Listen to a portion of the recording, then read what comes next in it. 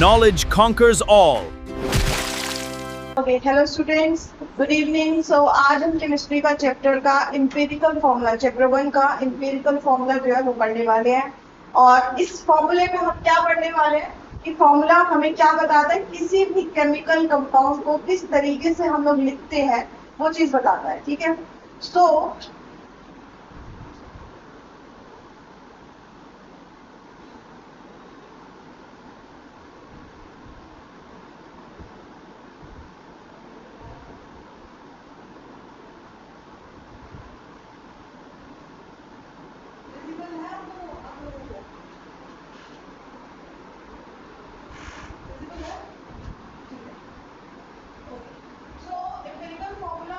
सबसे पहला स्टेप हमारा क्या था, मास परसेंट को मास में कन्वर्ट करना। सो स्टेप 1 इज जी इस वाले पॉइंट को थोड़ा और बड़ा कर दो। कौन सा वाले पॉइंट को छोटे बटन रेड वाले को थोड़ा जोड़ी कर दो। बड़ा कर दूं?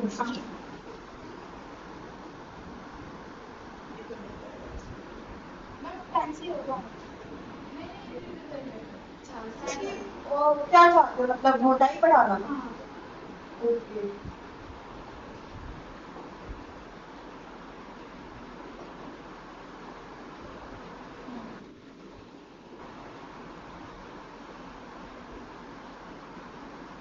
ठीक है।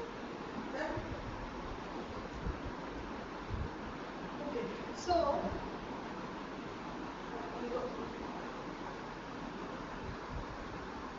Step 1, conversion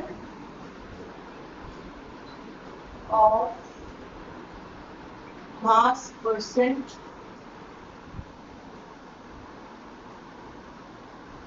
into mass। ठीक है, सबसे पहला स्टेप है कि आप मास परसेंट को मास में कन्वर्ट करेंगे। कैसे करेंगे?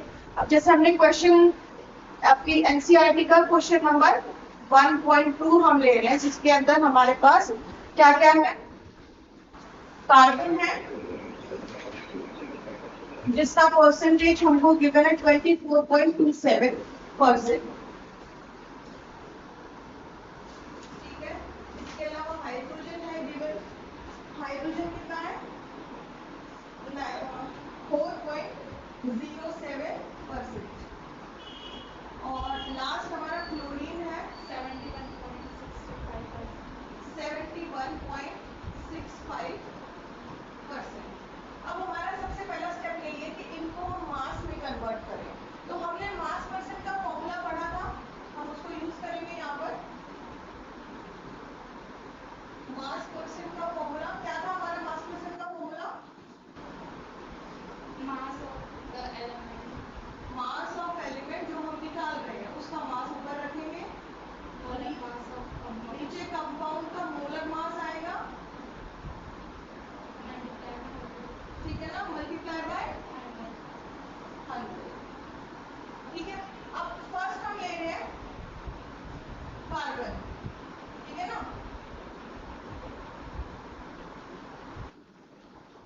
कार्बन कितना है, इतना है, यहाँ पे फॉर्मूले में इसको पुट करेंगे। मास ऑफ एलिमेंट, कार्बन का जो ग्राम्स में मास रहता है, एक मोल का कितना रहता है कार्बन का? 12 12 ग्राम्स। और मोलर मास हमको यहाँ पर इस क्वेश्चन में गिवन है जो कि कितना है 98.96 ग्राम्स। यूनिट को मत भूलना, ठीक है। यहाँ पुट कर देंगे इनटू में 100। और कुछ है?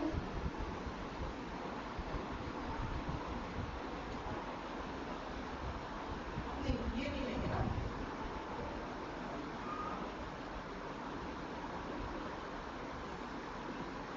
98.96 ग्राम्स। और ये जो वेट है इसको हम स्मॉल m से डिनोट करेंगे, क्योंकि यही तो चीज चाहिए हमको, मास ऑफ एलिमेंट जो पर्टिकुलर कंपाउंड पे हमारा गिवन है। ठीक है ना। इसको सॉल्व करेंगे, ये 98.6 इधर आ जाएगा, 100 नीचे चला जाएगा।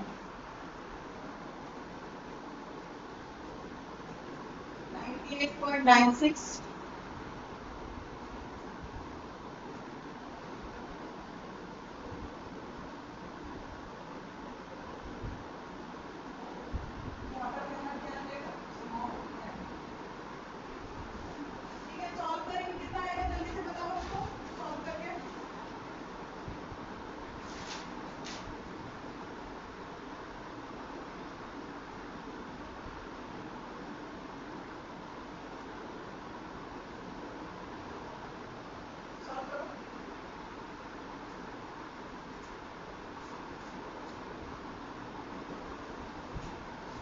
लगभग ये 100 के बराबर ले, अगर आप ले लेना इसको, तो ये वैल्यू लगभग 24.27 के बराबर की आएगी कैल्शियम की। इससे क्या पता चल रहा है कि हमारा जो कंपाउंड है उसके अंदर कार्बन जो है 24.27 ग्राम्स प्रेजेंट है। ठीक है, लगभग इतनी ही वैल्यू आएगी सॉल्व करके। सेम पैटर्न में जरा हाइड्रोजन और क्लोरीन भी सॉल्व करके बताओ।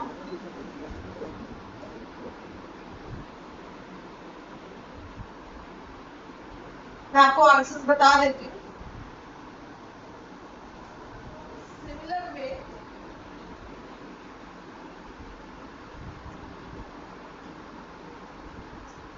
मास ऑफ क्लोरीन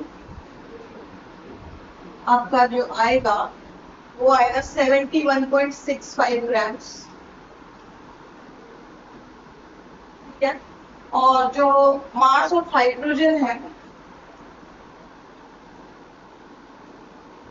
वो आपका आएगा 4.07 ग्राम।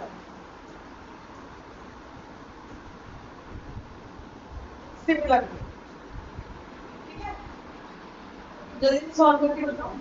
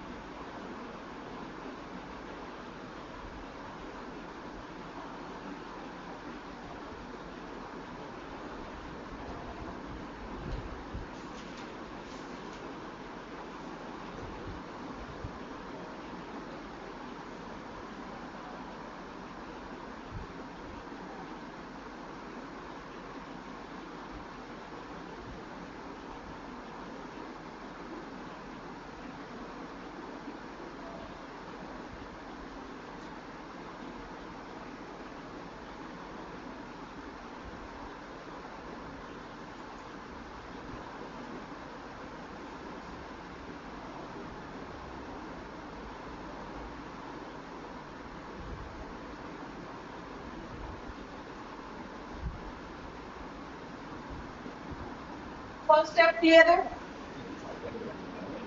मास परसेंट को मास में कन्वर्ट करना है। किसका मास? कंपाउंड के जो एलिमेंट्स है, इससे क्या पता चल जाए कि पर्टिकुलर एलिमेंट कंपाउंड के अंदर कितनी मात्रा में प्रेजेंट है।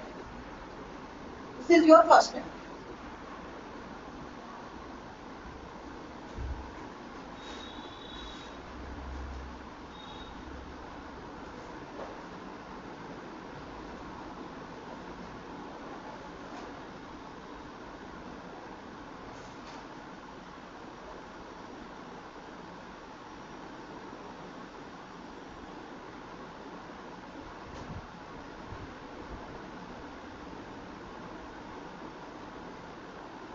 सॉल्व हुआ। क्लोरीन और हाइड्रोजन का मास आ गया।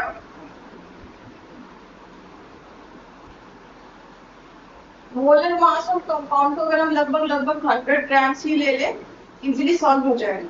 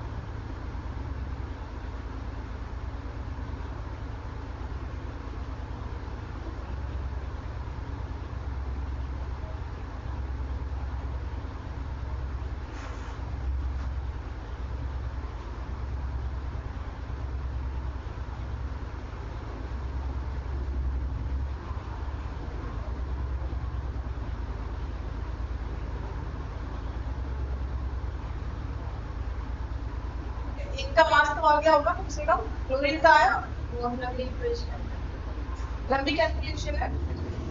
ओके कोई बात नहीं, काम करते हैं, आप इसको घर पे सॉल्व कर लेना, ठीक है।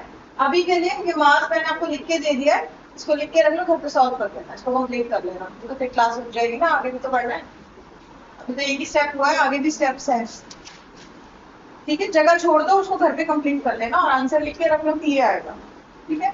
ये नहीं भी आ रहा एग्जैक्टली तो इसके आसपास का आंसर आएगा, ठीक है ना। अगर आप 98.96 लोगे तो इसके आसपास की वैल्यू आएगी, ठीक है। आगे बढ़े,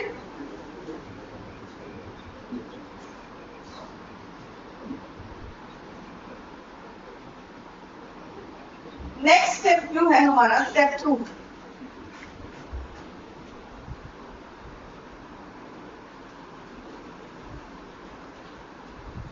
अगर हम स्टेप 2 की बात करें तो देखो, जो भी हमारी वैल्यूज ग्राम्स में आ गई हैं उनको हमें मोल्स में कन्वर्ट करना है। लास्ट क्लास का हमने नंबर मोल्स में पढ़ा था, कैसे कन्वर्ट करते हैं। टोटल जो मोलर मास होता है किसी एक एलिमेंट का, वो और जो गिवन होता है उसको ऊपर रखते हैं, मोलर मास उसका नीचे रखते हैं, ठीक है ना, और डिवाइड करते हैं, तो नंबर ऑफ मोल्स हमारे पता चल जाते हैं, ठीक है।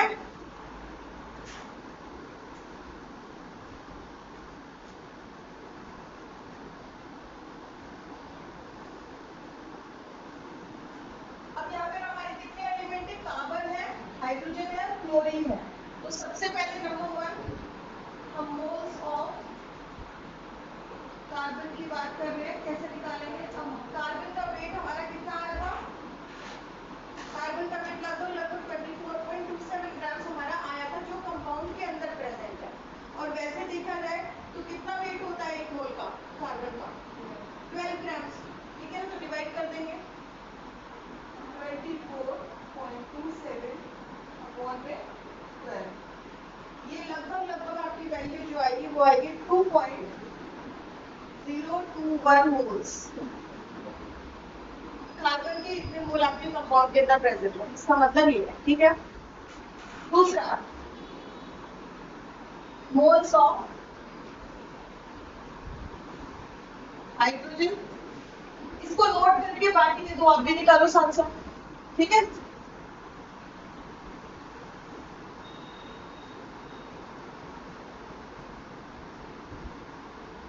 जो आपने वेट निकाला है वो ऊपर, और उसका जो स्टैंडर्ड मोलर वेट है एक एटम का वो नीचे।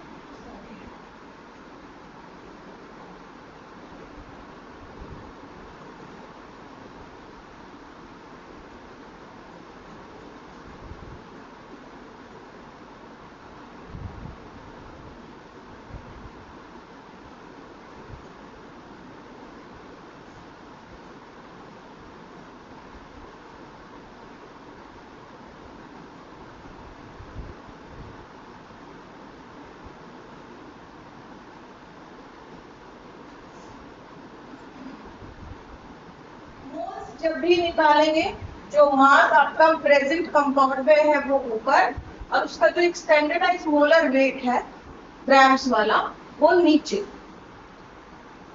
ठीक है ना।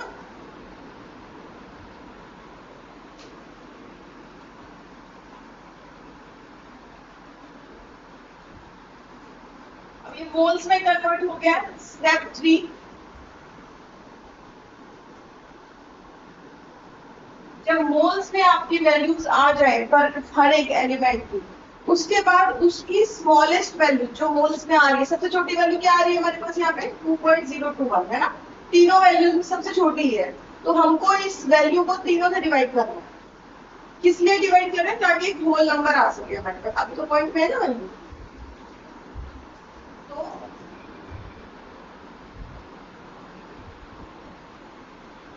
इस तरीके से लिखेंगे।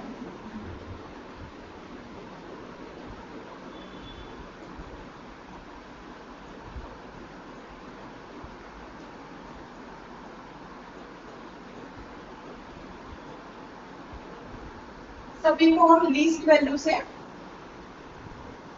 डिवाइड करते हैं।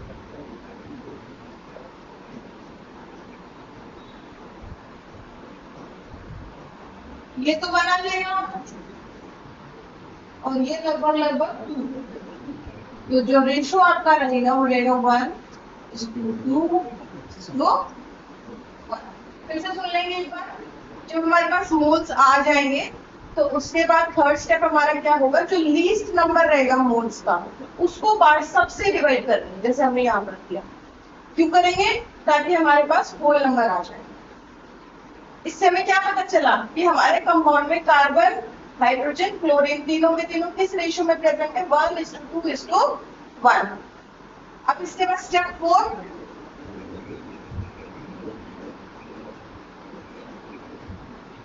तो हमारा स्टेप 4 क्या है, एम्पिरिकल फॉर्मूला क्या बना इससे,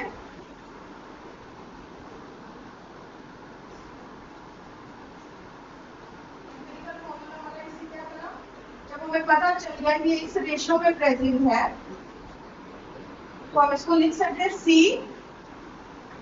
एक है ना, H के साथ क्या आ रहा है 2, तो नीचे 2 और Cl के लिए 1, CH2Cl। This will be your compound empirical formula, CH2Cl। अभी क्या रह गया, मॉलिक्यूलर फॉर्मूला रह गया। ये नोट हो गया है, नोट करो इसको।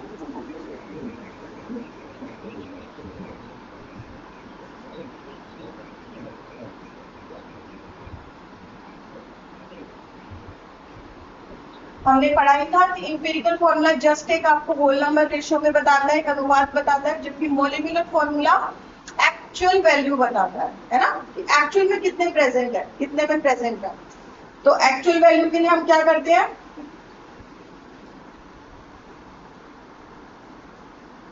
फॉर्मूला पता तो चली गया हमारे कंपाउंड का, तो हम क्या करेंगे, हमने मॉलिक्यूलर मास निकालना सीखा था, फॉर्मूला मास निकालना सीखा था, इसी तरीके से इंपेरिकल फॉर्मूला मास भी निकालें। सेम वही तरीका, बस नाम, क्योंकि इंपेरिकल फॉर्मूला के लिए निकाल रहे हैं तो इंपेरिकल फॉर्मूला मास, ठीक है।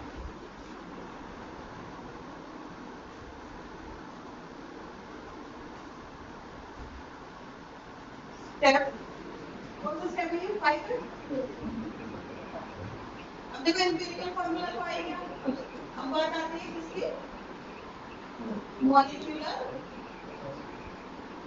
फॉर्मूला।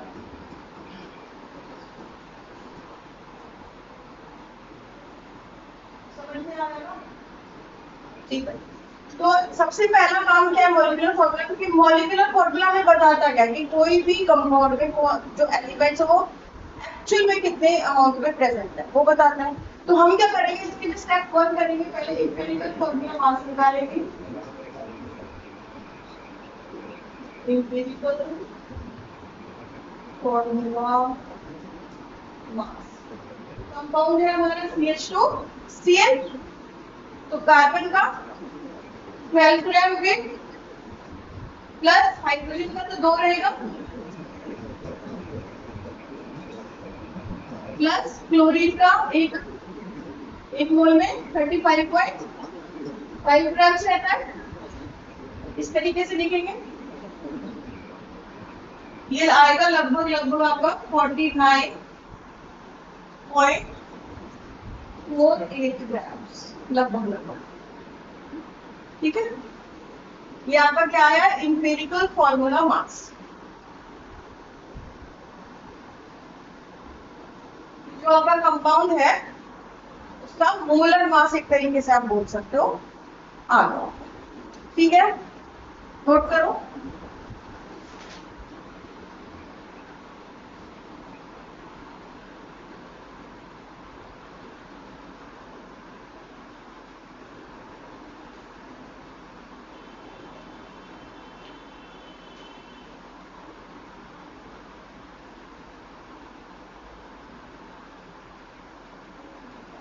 अब हमको जैसे हमने मोल्स निकालना सीखा था, बट मोल्स थे पर्टिकुलर एलिमेंट के लिए, है ना, पर्टिकुलर एलिमेंट के मोल्स। अब ऐसे ही हम यहाँ पर हमारे पूरे के पूरे कंपाउंड का एक तरीके से मोल्स निकालेंगे, जिसको हम स्मॉल एन से भी दिखाते हैं, है ना। अब हमको क्या करना होता है, जैसे हम मोल्स में क्या करते हैं, जो हमारा अमाउंट गिवन होगा उसको ऊपर रखते हैं और उसका जो स्टैंडर्डाइज मोलर मास रहता है उसको नीचे रखते हैं, ठीक है ना। यहाँ पर भी वही करें, ये तो स्टैंडर्डाइज है, हमने क्योंकि स्टैंडर्ड से ही निकाला है, लेकिन हमें गिवन भी है 98.96, ठीक है ना। तो उसको रखेंगे ऊपर और इसको रखेंगे नीचे। तो ये हमारा एम्पिरिकल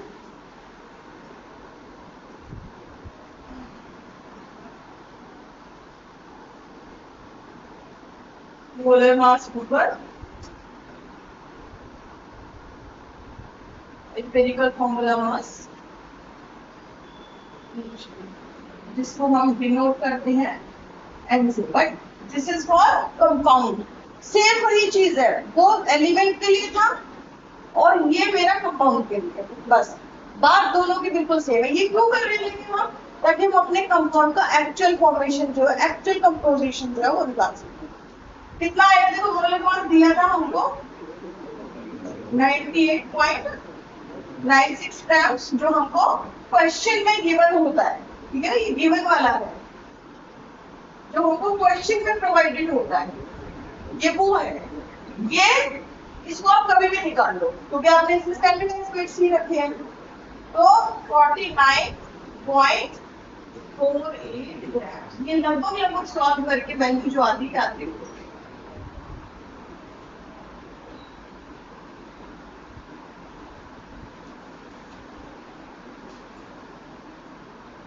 ठीक है, अब इस 2 का क्या मतलब, ये कंपाउंड के लिए है। कंपाउंड का फॉर्मूला हमारे पास क्या था, CH2Cl, इसको इनटू कर देंगे अपने एम्पिरिकल फॉर्मूला से, ठीक है। एम्पिरिकल फॉर्मूला से इस वैल्यू को आप मल्टीप्लाई कर देंगे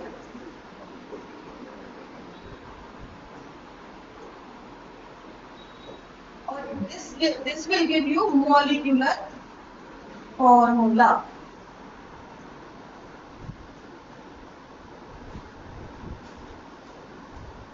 ठीक है। एम्पिरिकल फॉर्मूला में हमारा CH2Cl इनको में करेंगे 2, तो हर जितने भी एलिमेंट है हर एक एलिमेंट के साथ ये 2 मल्टीप्लाई हो जाएगा। तो कार्बन कितना था 1 था, 2 मल्टीप्लाई होके वो भी 2 हो जाएगा। H के 2 थे, 2 हो जाएंगे तो 4 हो गए, 2 सा 4, क्लोरीन एक था 2 मल्टीप्लाई करेगा तो Cl। Now this will be your molecular formula। Actually में आपका कंपाउंड इस फॉर्म में प्रेजेंट है, ये है, ठीक है। एम्पिरिकल फॉर्मूला जस्ट आपको एक विजुअल देता है कि कहाँ कुछ कुछ कंपाउंड ऐसा होगा फॉर्मूले में, कंपोजिशन जैसा होगा, एक दूर से विजुअलाइजेशन दे देता है, rough idea, but molecular formula उसका एक्चुअल विजुअल देता है कि हाँ हमारा कंपाउंड, समझ गए।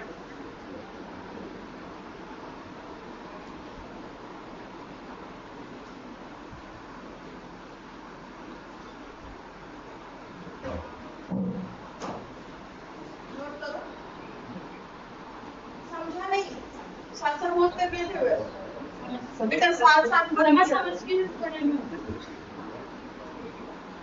हो गया, आगे बढ़े।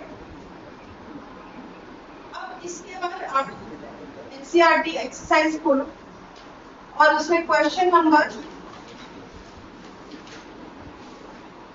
तो एम्पिरिकल फॉर्मूला पे बेस्ड जो भी क्वेश्चंस है, एक क्वेश्चन एटलीस्ट सॉल्व कर लो अपने आप से।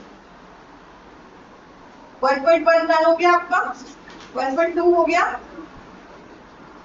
1.2 नहीं हुआ, 1.2 में क्या है, मैं तो करवा दिया 1.2 मेरे हिसाब से हो जाना चाहिए।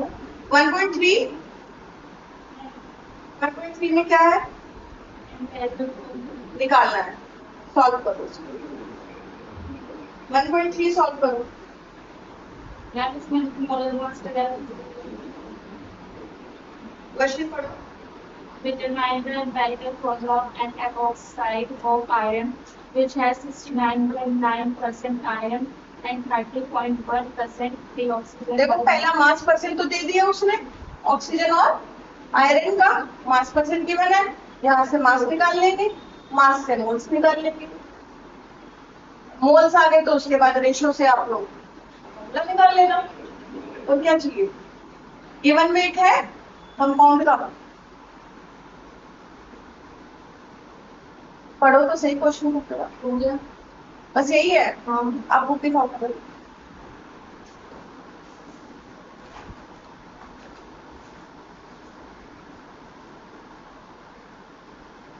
Molar mass of sodium acetate, यही वाला पढ़ रहे हो कि दूसरा है? मैम ये वाला पढ़ रहे हैं 1.3। देखो जब भी मास ना गिवन हो ना तो 100 ग्राम्स ले लेना, नहीं है गिवन 100 ग्राम स्टैंडर्ड होता है, ठीक है ना। सॉल्व करो इसको,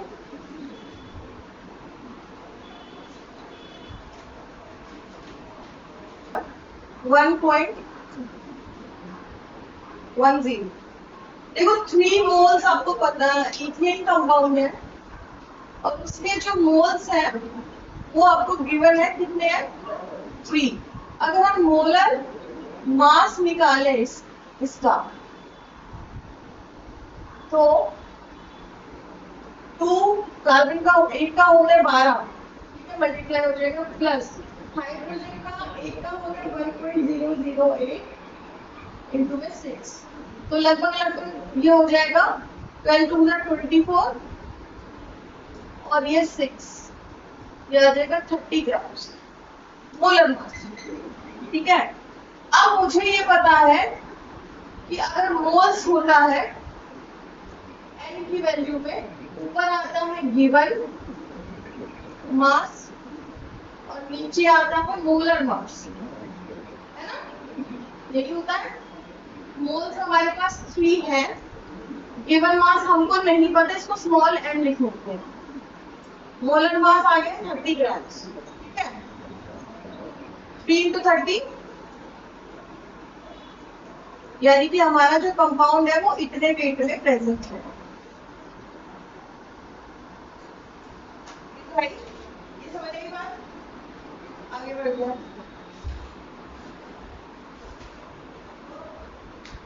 इसके बाद फर्स्ट पार्ट में वो पूछ रहा है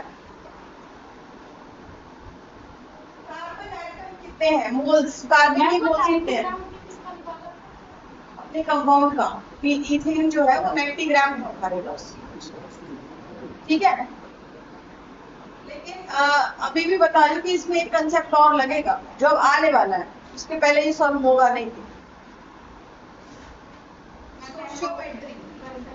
स्टोशियोमेट्री लगेगा इसमें, स्टोशियोमेट्री आपको बता देता है कि कितने मोल्स एक के हैं तो दूसरे के कितने होंगे। ये बुक पकड़ लो, हेडिंग डालो, टॉपिक डालो, स्टोशियोमेट्री।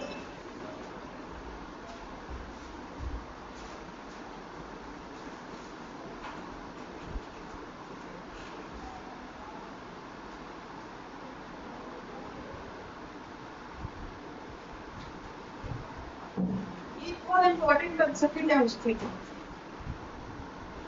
इसकी यूसेज ज्यादा है। Stoichiometry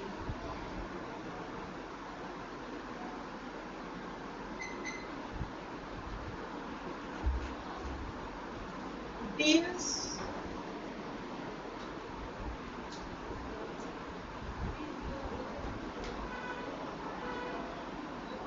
with the calculation of masses, deals with the calculation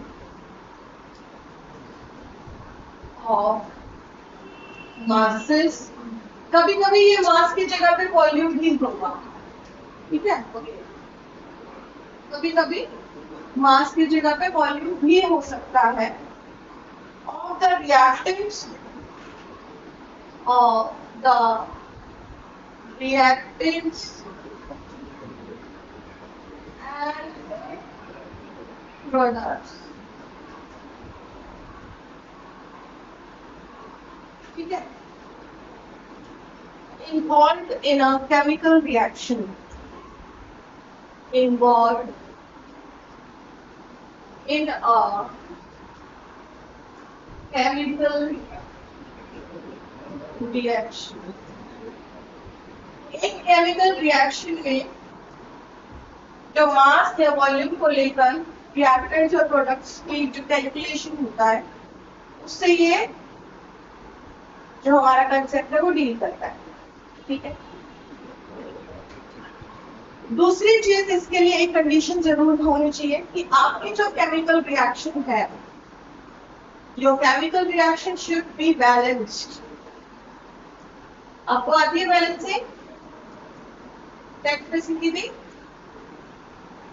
थी ना, तो चाहिए यहाँ पर chemical reaction should be balanced.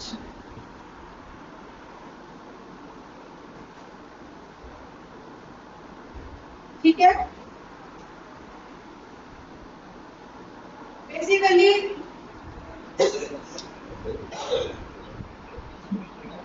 ये जो स्टोइचियोमेट्री है ये हमारा मास से मोल्स में कैसे जाना है, से नंबर ऑफ मॉलिक्यूल्स में कैसे जाना है, और यहां से वापसी की।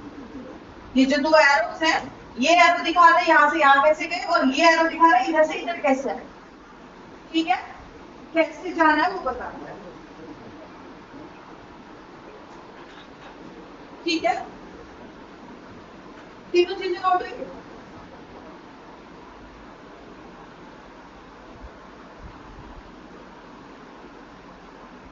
एक एग्जाम्पल भी इसको समझते हैं। फॉर एग्जाम्पल हम लोग ले लेते हैं कंबशन ऑफ मीथेन। मीथेन का कंबशन ले लेते हैं। मीथेन मीन्स CH4 और कंबशन का मतलब ऑक्सीजन के साथ रिएक्शन हो रही है। कैसे हो रही है? CH4 plus O2 gives CO2 and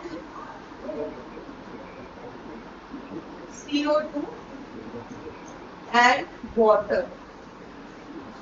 ठीक है, दूसरी चीज जो सबसे इंपॉर्टेंट है यहाँ पे, कोई भी जो रिएक्टेंट या प्रोडक्ट है उसकी फिजिकल स्टेट क्या है वो बहुत जरूरी है आपको पता होगा। ठीक है, फिजिकल स्टेट बहुत इंपॉर्टेंट है यहाँ पर। रिएक्टेंट आपके लेफ्ट हैंड साइड वाले, प्रोडक्ट राइट हैंड साइड वाले। ये तो पता ही, टेंथ में पढ़कर आए हम लोग, है ना? ठीक है, अब यहाँ पर इसको हमें सबसे पहला काम किया बैलेंस। क्या ये इक्वेशन बैलेंस है? नहीं। ध्यान से देखो, अगर कार्बन इधर एक है, यहाँ पर भी एक है, हाइड्रोजन इधर 4 है, इधर 2, तो 2 कर दो, H2 के 2 हो गए तो 4 हो गए ना टोटल। बैलेंस हो गया। बचा कौन? ऑक्सीजन। कितने हैं? 2। यहाँ पर 2, क्योंकि बाहर 2 आया तो इसके साथ भी जाएगा ना, H के साथ भी जाएगा और ऑक्सीजन के साथ भी जाएगा, तो ऑक्सीजन के 2 हो गए इधर। अच्छा अच्छा हाँ CO2। अच्छा, तो इस हिसाब से फिर 4 हो गए, तो यहाँ पर भी हम एक काम करते हैं, 2 लगा देते हैं। अब तो बैलेंस है, बैलेंस है। ये जो न्यूमेरिकल वैल्यूज हमने आगे ऐड करी है ना रिएक्टेंट में, ये प्रोडक्ट में, इनको हम कहते हैं स्टोइचियोमेट्रिक कोएफिशिएंट्स। क्या कहते हैं? स्टोइचियोमेट्रिक कोएफिशिएंट्स। ठीक है, इसको जैसे सपोज हमने ट्वाइस H2O किया, तो जो ये 2 की वैल्यू थी इसको हम स्टोइचियोमेट्रिक कोएफिशिएंट। स्टोइचियोमेट्रिक कोएफिशिएंट हमको बताता क्या है? ये हमको बताता है कि एक्चुअल में कितने नंबर ऑफ मॉलिक्यूल्स या मोल्स हमारे किसी रिएक्शन में पार्ट लिए हैं। ठीक है, इसी रिएक्शन में अब जैसे यहाँ पे ट्वाइस ऑफ O2 था, ट्वाइस ऑफ वाटर मॉलिक्यूल, इसका मतलब क्या है कि इस रिएक्शन में यहाँ पे कुछ नहीं है तो हम लोग 1 मान सकते हैं, या कुछ नहीं है वहां पे 1 मान लेते हैं। तो बेसिकली इसने बताया क्या, इसने ये बताया कि जब मीथेन का एक मोल या एक मॉलिक्यूल ऑक्सीजन के 2 मॉलिक्यूल के साथ, O2 के 2 मॉलिक्यूल या 2 मोल के साथ रिएक्ट करता है तो वो हमको एक मॉलिक्यूल या एक मोल कार्बन डाइऑक्साइड का देता है और साथ में 2 मोल या 2 मॉलिक्यूल वाटर के देता है। किस फॉर्म में, किस फिजिकल स्टेट में, गैसियस स्टेट में। बात समझे? एक मॉलिक्यूल मीथेन को 2 मॉलिक्यूल ऑक्सीजन की जरूरत पड़ती है, तभी वो हमको एक मॉलिक्यूल कार्बन डाइऑक्साइड का देगा और 2 मॉलिक्यूल वाटर देगा। ये बात दिमाग में बैठी? ये स्टोइकियोमेट्रिक कोऑर्डिनेट हमको ये बता रहे हैं और इसी को हम स्टोइकियोमेट्री कहते हैं। एक मोल ने 1 मोल कार्बन डाइऑक्साइड दिया है जब 2 मोल ऑक्सीजन इसके साथ गई है। इसको दिमाग में बिठा लो, जब आप किसी रिएक्शन को लिखते हो ना और उसको बैलेंस करते हो तो जो ये स्टोइकियोमेट्रिक कोएफिशिएंट है ये आपको बता रहे होते हैं कि यहाँ पे कितना था जिसने ये दे दिया।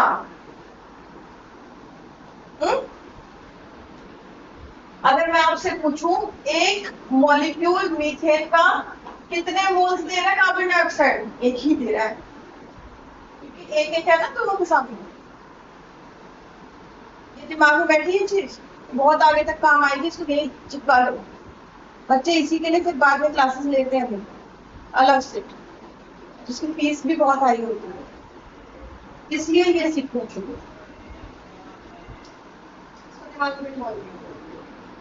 ठीक है?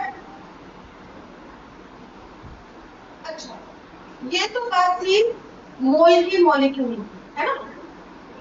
इसको हम लोग वॉल्यूम और मास में भी बोल सकते हैं। एक स्टैंडर्ड वॉल्यूम जो हमारा रहता है वो रहता है 22.7 लीटर। स्टैंडर्ड वॉल्यूम है एक हमारा, ठीक है? अगर मैं यहाँ पे बात करूं कि अगर मीथेन गैस 22.7 लीटर्स है तो कितनी कार्बन डाइऑक्साइड मिलनी चाहिए, इसकी भी वॉल्यूम का वॉल्यूम नहीं चलेगा, एक से एक मिल रहा है ना, तो 22.7 इधर है तो इधर में 22.7 ही मिलेगा, जितना इधर है उतना इधर। इसको देखेंगे कि कितना दे रहा है बस, ठीक है? अगर मैं इसी को मास में बात कर लूं कि मीथेन अगर मेरी 16 ग्राम है, 16 ग्राम मीथेन इधर है, ठीक है? ऑक्सीजन भी हमने इसमें ले लिया 64 ग्राम, 64 ग्राम, बिकॉज ऑक्सीजन का एक मॉलिक्यूल अगर है तो वो 32 ग्राम का होता है स्टैंडर्ड मोल रिव्यू। यहाँ पे 2 है तो 16 ग्राम जब मीथेन थी तो 64 ग्राम उसको ऑक्सीजन चाहिए थी, तो ये कितनी कार्बन डाइऑक्साइड रिलीज कर रहा है, 1 मोल है ना, 1 मॉलिक्यूल है इधर, तो इसका स्टैंडर्ड वेट क्या है, कार्बन 12 ऑक्सीजन 2 है ना, 16, हाँ 32 हो जाएगा, तो 32 + 12 44। तो मास में अगर बात करें तो ये स्टैंडर्ड वेट इसका 16 था, तो यहाँ 44 ग्राम मिलेगा। बात समझ रहे हो मेरी? स्टैंडर्ड वेट जो हम निकालते हैं ना मॉलिक्यूलर फॉर्मूला से, हमने सीखा था ना निकालना, वही स्टैंडर्ड वेट लेके यहाँ सॉल्व करके। पर पता कैसे लगेगा कितना मिला है, स्टैंडर्ड 1 मोल से 1 मोल मिल रहा है ना? तो इसके 1 मोल में जितना मास रहेगा 16 ग्राम रहता है, हमने कैलकुलेट करके निकालना सीखा था ना, वैसे ही इसका भी निकालेंगे 1 मोल का, और इसका 1 मोल का आता है, अगर ये 16 आता तो यहाँ था 44, तो यहाँ 44 ग्राम मिलेगा। क्यों? क्योंकि 1 मोल से 1 मोल जा रहा है और 1 मोल में जितना वेट आएगा वो नहीं लिखेंगे। बात समझ गए? ऐसी वॉल्यूम का है, 1 मोल में 22.7 लीटर होता है, इसीलिए अब 1 से 1 मिल रहा है तो इधर भी 22.7 ही मिलेगा, ठीक है? वाटर का 2 है तो वाटर का डबल हो जाएगा, 22.7 का डबल अराउंड 44 लीटर यहाँ मिलेगा। समझ आई? ये सोशियोमेट्री है, इसी को सोशियोमेट्री बोलते हैं। मोल्स पर चलती है, जो ये सोशियोमेट्री कोएफिशिएंट है ना, इस पे चलती है। यहाँ पे जितना है उस हिसाब से यहाँ जितना है, जितना यहाँ रहेगा उतना यहाँ रहेगा। अब ये मोल ले लो, मॉलिक्यूल में ले लो, वॉल्यूम में ले लो या मास में ले लो, चलेगा मोल पर ही। एक मोल में जितनी वॉल्यूम है 22.7 वो लेंगे, एक मोल में जितना मास आया पर्टिकुलर कंपाउंड के लिए जो हमने निकालना भी सीखा था वही वाला लेंगे। ठीक है ना? अब ये क्वेश्चन करते हैं।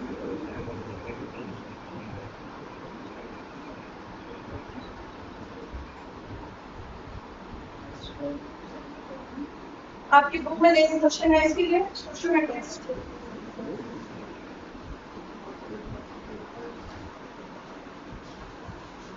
क्वेश्चन बहुत लंबा पड़ता है वैसे।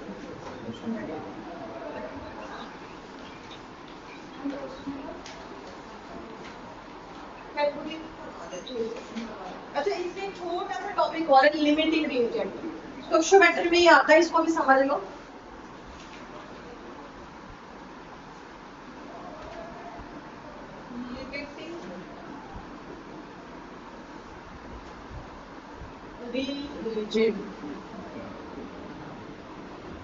ये क्या होता है? देखो नाम से पता चल रहा है कि जैसे कुछ लिमिट करने वाली चीज है, कुछ स्टॉप करने वाली चीज है ना? तो लिमिटिंग रिएजेंट वही रिएजेंट होता है। मान लो, अब तुम बताओ, मान लो एक रिएक्शन है अमोनिया की, नाइट्रोजन हाइड्रोजन अमोनिया बना रहा है, ठीक है? हम लिख लेते हैं इसको एग्जाम्पल के तौर पे N2 है, H2 है और ये देगा अमोनिया देगा NH3, ठीक है? इसको बैलेंस करते हैं। इसको मैंने बैलेंस किया, यहाँ पे 2 लगेगा, ये N2 है, ठीक है? हाइड्रोजन हो गया 6, इधर 3 लगा देंगे। Now this is balanced. मैंने आपसे पूछा, ये आपको दे दिया मैंने 50 ग्राम्स, ये आपको दे दिया मैंने 10 ग्राम्स। पूछ रही हूँ कि कितना बनेगा बताओ।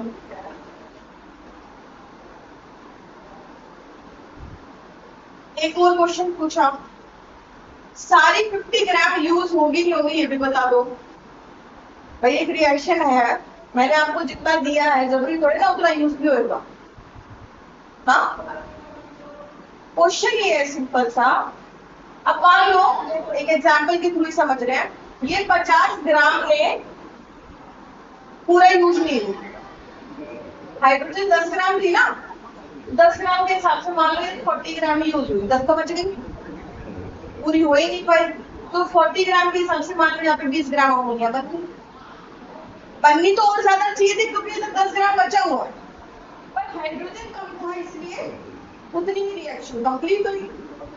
तो देखो यहाँ पे जो ये हाइड्रोजन मेरा हुआ ना, इसकी वजह से रिएक्शन पूरी नहीं हो गई, स्टॉप हो गई। यदि ये थोड़ा और होता तो हमारा काम हो जाता। इसने रिएक्शन को लिमिट कर दिया कि इतना ही बनने दूंगा, इसके आगे नहीं जाऊंगा क्योंकि मेरे पास इतना ही है जो दोबारा बनूंगा इसमें कर लूंगा, ठीक है? इसीलिए इसको वहां पर हम बोल देंगे लिमिटिंग रिएजेंट, क्योंकि ये रिएक्शन को लिमिट कर रहा है। प्रोडक्ट जितना बनना चाहिए था उतना नहीं बना, इसकी कमी की वजह से। और जरूरी नहीं हर बार इधर वाला ही हो, इधर वाला नहीं, जो कम पड़ गया वो उतना काम ही करेगा। लिमिटिंग रिएजेंट, इसी को हम क्या कहेंगे? Limiting reagent. क्यों? इसकी क्वांटिटी जो है रिएक्शन के हिसाब से कम पड़ गई, ज्यादा होना चाहिए, ठीक है? अब इसमें लिख लेंगे the reactant, the reactant which gets consumed first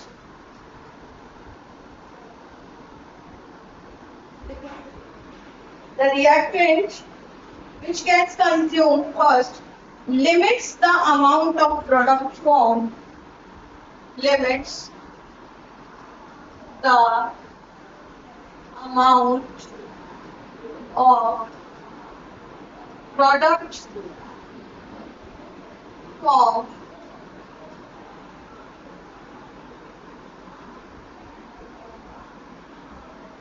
and is therefore called limiting reagent and is therefore called limiting reagent.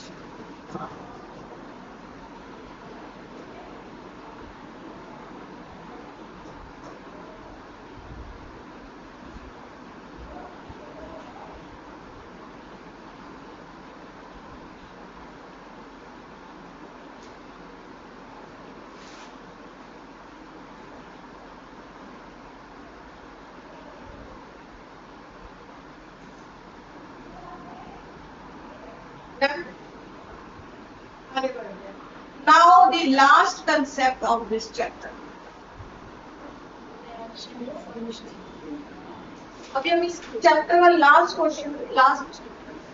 Topic कर रहे हैं, reactions in solutions. Reactions in solutions ये डन हो गया।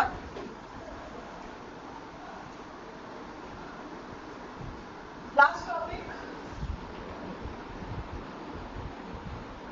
reactions in solutions.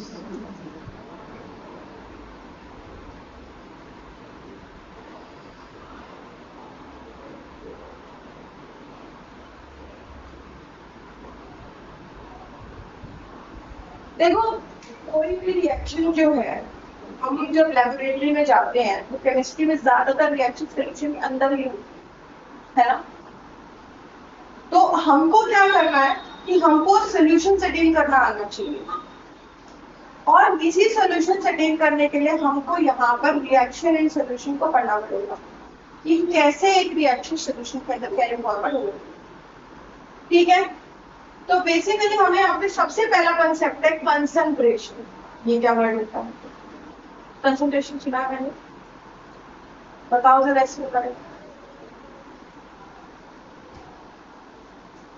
सुना है तो कुछ दिमाग में भी आया होगा, सिंपल सी बात है। जल्दी से बताओ फिर क्या आया दिमाग में?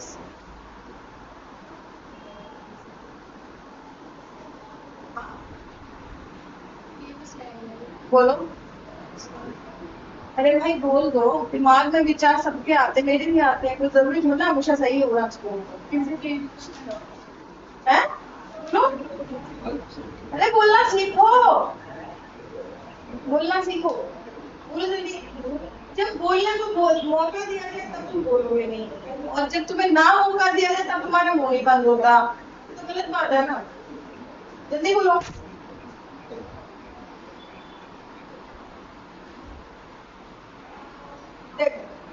हमने एक वर्ड पढ़ा कंसंट्रेशन। कंसंट्रेशन को ऐसे समझो जैसे चीनी का पानी घोला है, मीठा होगा ना, तो चीनी का घोल एक तरीके का सोल्यूशन मान लो, और चीनी की वजह से जो मिठास उस सोल्यूशन के अंदर आ रही है, ठीक है ना, उसको मान लो कंसंट्रेशन। जितनी चीनी ज्यादा, मिठास उतनी ज्यादा, कंसंट्रेशन भी उतनी ज्यादा। मतलब कंसंट्रेशन जो है सॉल्यूट की बात करती है कि हमने कोई पर्टिकुलर चीज ली और उसको एक दूसरी चीज में मिला दिया, ठीक है ना। तो जो चीज मिलाई वो तो कम मात्रा में ही रहेगी।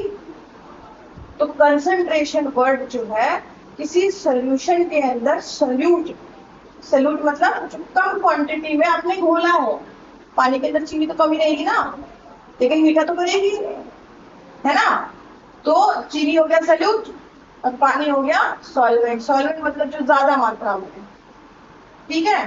तो आपने जितनी चीनी घोली उसी को हम उस सॉल्यूशन के लिए उसकी कंसंट्रेशन कहेंगे कि भाई इस पानी में इतनी चीनी घुली हुई है।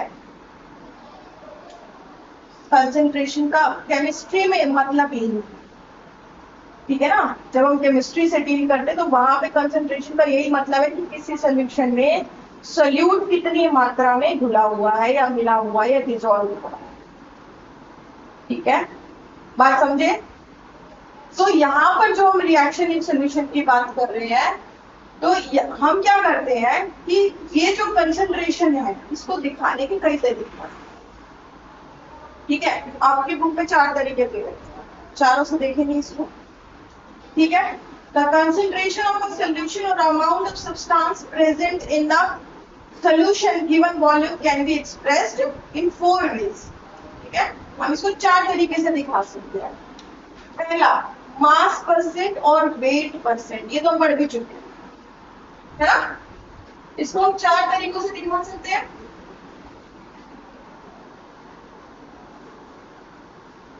पहला है मास परसेंट, दूसरा है मोल फ्रैक्शन,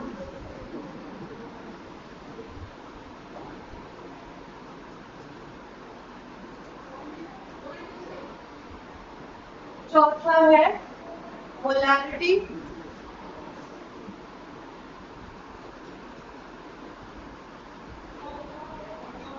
पांचवा है मोलैरिटी।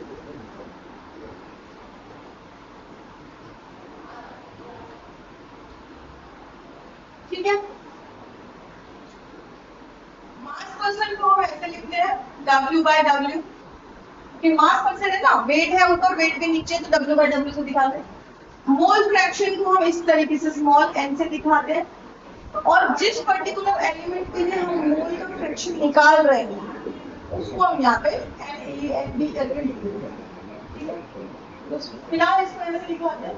मोलैरिटी को हम कैपिटल M से दिखाते हैं, सिंबल है इसका, ये यूनिट भी कह सकते हो, और मोलैरिटी को हम स्मॉल m से दिखाते हैं। ठीक है, तो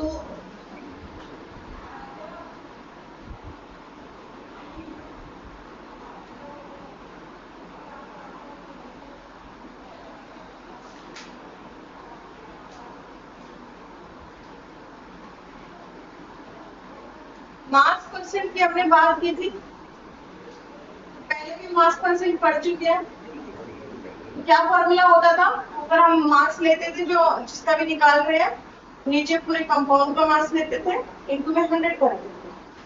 थोड़ा सा यहाँ पे चेंज क्या आएगा, क्योंकि अब हम रिएक्शन की बात कर रहे हैं, सोल्यूशन की बात कर रहे हैं, तो थोड़ा सा चेंज क्या आएगा।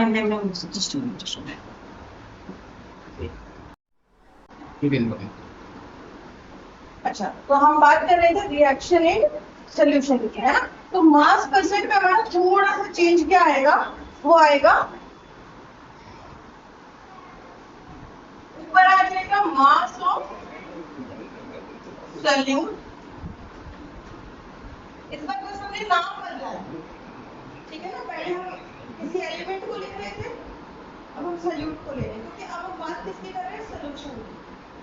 ठीक है, तो ऊपर आ जाएगा मास ऑफ सोल्यूट, नीचे आ जाएगा मास ऑफ सोल्यूशन, क्योंकि अब कंपाउंड नहीं है, अब पूरा सोल्यूशन है, तो उसका वेट लेंगे, मास ऑफ सोल्यूशन।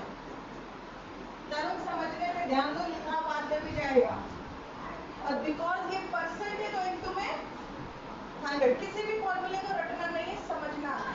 कितना रटोगे, इतना सब वास्ट सब्जेक्ट है केमिस्ट्री, ठीक है ना, इसीलिए एक एक चीज को क्लियर करके चलते हो। इसके बाद आता है मोल फ्रैक्शन, ठीक है ना। अब मोल फ्रैक्शन का मतलब है कोई कंपाउंड है, ठीक है ना, कोई सोल्यूशन है, सोल्यूशन की बात है, सोल्यूशन के अंदर जो सोल्यूट है उसके मोल्स रहेंगे, है ना। तो अगर मैं सोल्यूट के मोल्स, या फिर ऐसे बात कर रहे हैं, मान लो एक कोई सोल्यूशन था, उसके अंदर एक से ज्यादा सोल्यूट थे, सपोज ए और बी दो थे, तो दोनों के मोल्स रहेंगे। तो अगर मैं Na लिखूं तो इसका मतलब है कि मैं ए के मोल्स की बात कर रही हूं, है ना। तो फ्रैक्शन कैसे होता है, ऊपर कोई वैल्यू रहती है, नीचे डिनोमिनेटर में कोई और वैल्यू रहती है ना। तो अगर मैं इस मोल फ्रैक्शन की बात करूं, हमको पता है मोल निकाला कैसे जाता है, ऊपर वेट होता है, नीचे भी वेट होता है। ऊपर वेट कौन सा होता है, जो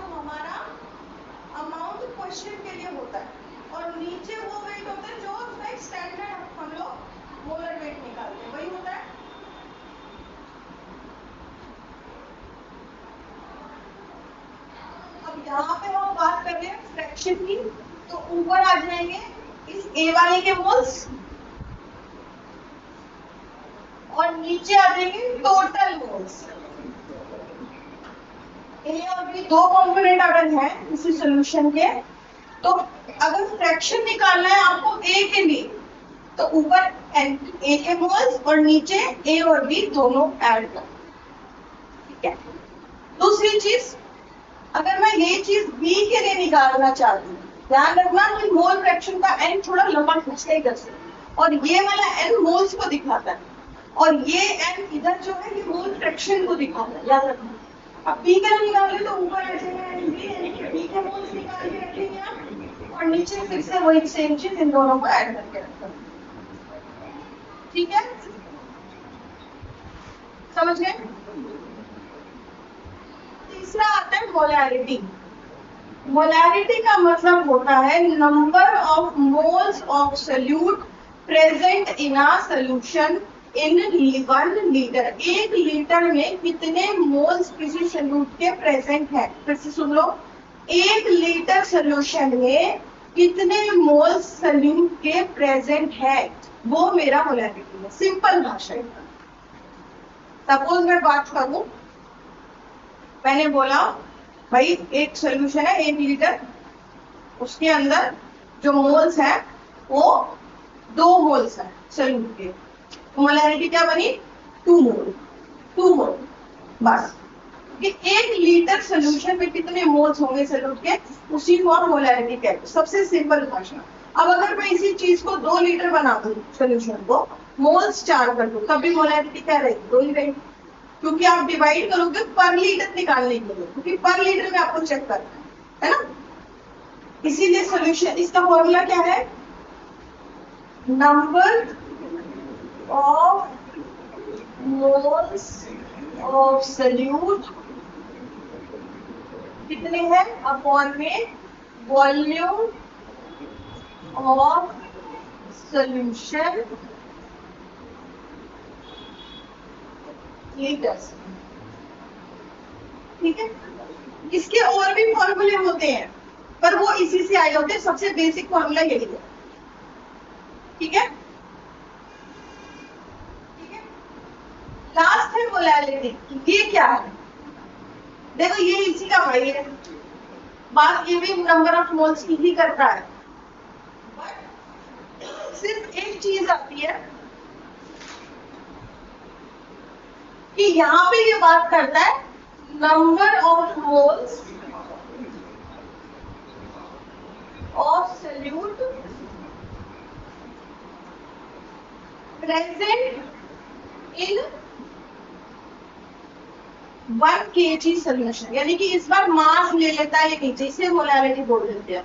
ठीक है, नीचे इसलिए आता है मास ऑफ सॉल्वेंट, सोल्यूशन नहीं solvent, mass of solvent in KG. ये केजी और ये लीटर ध्यान में रखना, इसकी वजह से गड़बड़ हो जाती है। ठीक है, mass of solvent in KG. ठीक है, मोलैरिटी क्या है, अगर आपको मैंने चीनी और पानी का एग्जांपल लिया था, तो पानी सॉल्वेंट है, चीनी सोल्यूट है।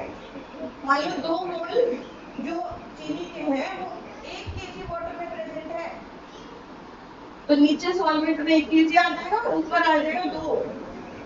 मोलैरिटी क्या बनी 2 मोलर, तो बोलते हैं 2 मोलर। ठीक है, बात समझे, इसको नोट कर लो, फिर एक एक करके इनको समझते हैं।